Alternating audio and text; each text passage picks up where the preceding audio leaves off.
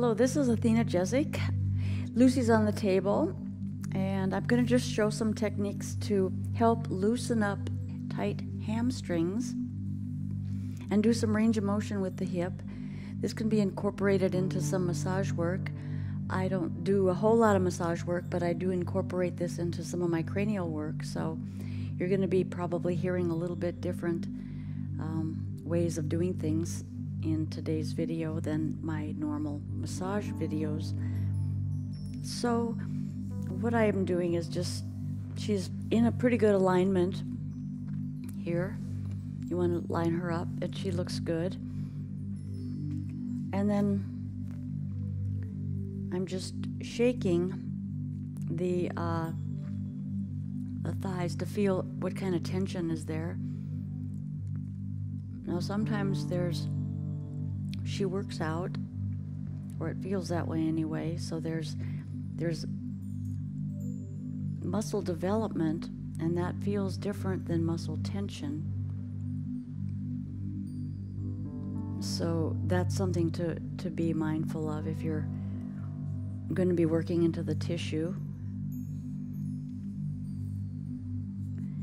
And just checking. So that's good. And now the thing you want to notice about Lucy here is she's relaxed. She's not trying to help me in any way, shape, or form, and it's really important for the person on the table to understand that. And if you do have a tendency to help, then I strongly urge you to check into what is creating that unconscious tension. There's probably an emotion attached to it. The only way you're going to move out of those kind of situations is to start doing some introspective work. And that's another whole phase of healing. So, now that we've got her softer, the little bit of tension that was there is gone, yet there's still good muscle tone. Okay, so I'm going to just start out by putting my hand underneath, above the knee, but it's at the knee area, but it's above the knee,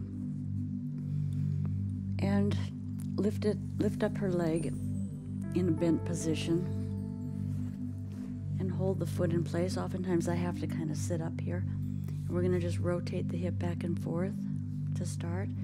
This is really important to do, especially with people that have tight hips. Just rock it back and forth. The thing you want to look for is when you're crossing over, you don't want the shoulder to come up off the table. And you don't want to, in this position, you're keeping the foot aligned with the knee as you open and close from the hip. And as you can see, the foot is got room enough to move with it. So I'm not like locking the foot down. When I sit on it, I'm not actually sitting on it. I'm just supporting it so the knee can stay bent without a lot of effort. So that's what that's about. Okay, and then with it like so, you can come around here, since we're working hamstrings, and just begin to loosen it up, coming in this direction with just some shaking.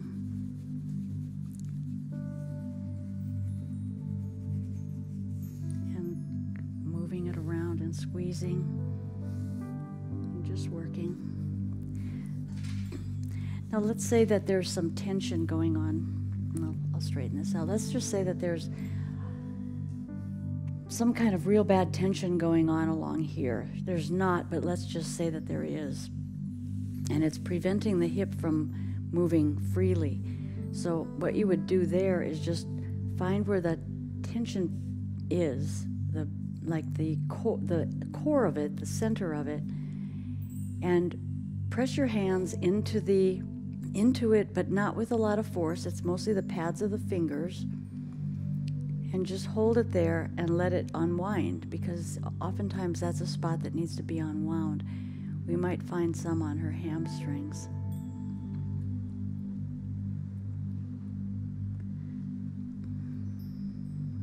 Okay, so that's just a little technique that you can use when you find very tense areas. Okay, and the other thing you can do with this leg is to, of course, line it all up and then lift it up and let it bend as far in as we can go. Again, foot, knee lined up, hip lined up, coming down and then stretching it down, keeping your hand supporting it under here. And kid you not, this kind of work takes some strength. And then you want to lift the leg up to where the tension is here. You're supporting, but you're not holding. Now here's where the tension starts. So we can drop it down and bring it in. Now the tension in that area oftentimes relates into the psoas muscle a little bit. It can relate into the piriformis and into the sartorius as well. So you can just, and this is a very gentle bounce, very gentle. And if I were wanting to, I'll show you in a minute. And then we're going to bring it in one more time. We're actually warming this area up to take a greater stretch in and up. Now in this position, what's happening is it gets very hard on the therapist to hold. So I like to sit down and rest the leg on my shoulder and then scoot up a little bit. And then I can work the hamstring from here, bringing it back and across and just letting it hold there. Now I'm going to hold it there. I can put her foot up on my shoulder, and I'm going to hold it there while I'm going to work a little bit into the muscle, finding that tension. But I'm not really doing massage, but it is massage. But it's more feeling for where the tension lines are, because this is a long muscle. So we're going down this way. And then this comes in through the center of the leg, into the hip, into the bone in there. And that's a good place to open it up.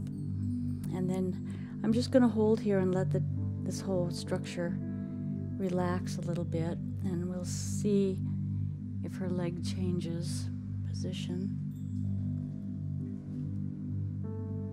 Sometimes from there, I'm actually feeling some stuff happening in the hip joint. There's some movement, and there was a little quiver under my finger on my right hand. I'm going to go here and see if there's any attachment, any connection between the two ends of the muscles. And it feels like she's relaxed a little bit more, and bring that in a little bit more. And this is pretty much effortless. There wasn't any forcing. It was effortless for her to go in deeper. It would have been an effort to push it in deeper before I worked. And then you just bounce the hamstrings some more and check in. Okay, so there we have it on that leg. Now let's see how this one goes. And one of the things, if their hand is too close, you can move their hands from there to there. And one thing to watch whenever you're doing that, just as a little hint here to pay attention to, is you can tell how much unconscious stress is in for how much they help you. So if you're a therapist, you can gauge that. And I'm going to just set her hand up there, because oftentimes people are a little more on one side of the table than the other. So that's something that you want to also watch. Now I'm just going and kind of bouncing up and down. Now this leg might need a little bit different. Each leg, oftentimes needs a little bit different work, because the body is not totally symmetrical, and she feels a little tighter, a little bit into the adductors.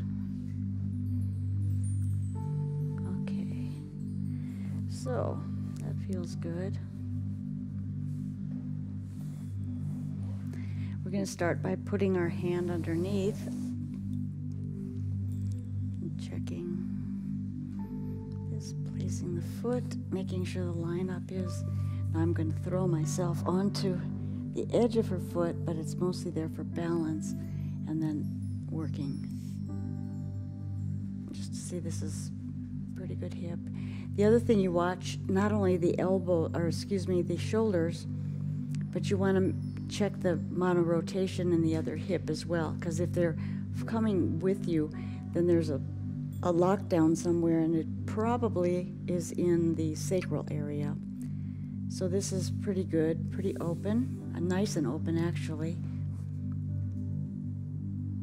So with the hand underneath and we've opened up the hip, we're going to now lift this up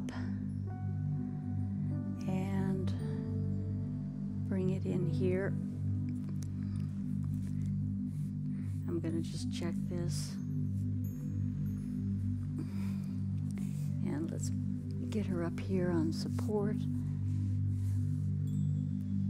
Okay, it can be supported. You have to think also of, sometimes you can put a towel up here if you need to, but you also, sometimes if you have it just with the heel, it's not very comfortable, plus it'll throw their ankle out. So you want to take it with the fleshier part, because there's a little bit of boniness sometimes, and then you want to make sure that you're lining yourself up so that she's in alignment with it all. And then we're going to start up here with the hamstring, or with just the thumbs, just opening. It's just kind of a kneading work to feel for any tension along that hamstring area. Tight hamstrings can cause sore backs, bad backs, tension in the back.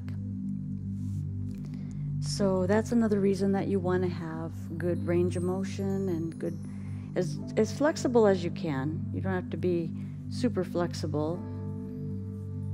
And some of us can't be super flexible because our skeleton is, we have deeper joints, joint capsules.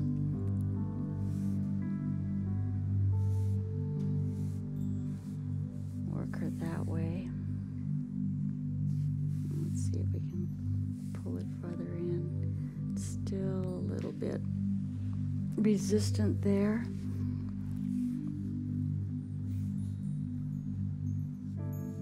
So with this side, it's a little bit different than the other side. This side seems to be a little tighter.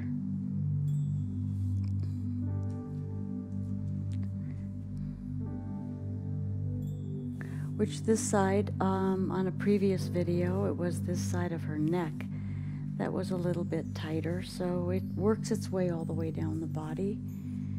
The body, the body gives you a lot of signals if you just want to, listen to it and then let it show you what it's doing and what it needs. But again, as I've said before, you have to get out of your own way. And so much of the body work done today that I see is, it's changing, but you're taught a certain thing and you just go through the motions, basically, with your mind in the way, thinking, well, what do I have to do to fix it? Rather than backing away and saying, no, what do you need in order for me to assist you to correct yourself? It's a whole different paradigm of thinking. And it's much less controlling, and it's much more respectful, at least the way that I think, which isn't the way everybody thinks. Now here with her hand up, I'm going to let her hand come back down because I think she's ready to go a little deeper in.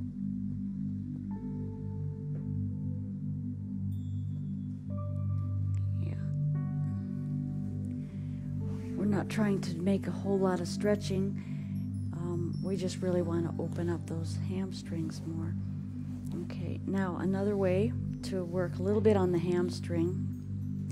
So now, just for other stretches, because we did stretch the backs of the legs, the hamstrings, I'm coming over here and I'm going to be doing a couple more stretches that addresses the other parts of the hip because we want a good hip rotation. So if the hamstrings are tight, there's a good possibility that other muscles are a little tight as well. So we're going to get ourselves up. And with this stretch is much more helpful as well if you can get yourself positioned. These things you really want to take care of your body doing so it lasts a long time. Now here I'm just going to direct her hip, her leg, but her hip primarily, keeping this leg in as much alignment toward the shoulder and taking it over this way until it feels like it's as tense as it is, and then take a rounding around this way and lean in and then carry it back out and then in, watching the hip and the shoulder, what they're doing, bending it in and around and then back down. Okay, and then same thing, other side. To come up into it, aligning it, bringing yourself under it to start, pressing in, then getting a hold of that. Begin to take it toward the shoulder. Watch that hip. If the leg is going one way, watch where the hip is rotating. Like here, I'm rotating the hip a little so you see the foot drop forward. And here, I'm not rotating it. It's just going straight across. So there's two different directions there you can pay attention to. Bringing it around and opening it up.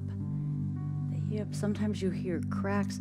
Keeping an eye on the other hip, the other shoulder, back up and around and back down. Okay, and after a while when you work with the body, it gets easier. Checking here, just kind of check for hip rotation. You can do one leg at a time. Sometimes people have knee problems, so you can check it by helping and supporting. Right, you want to be a little bit above the knee, and you can rotate this way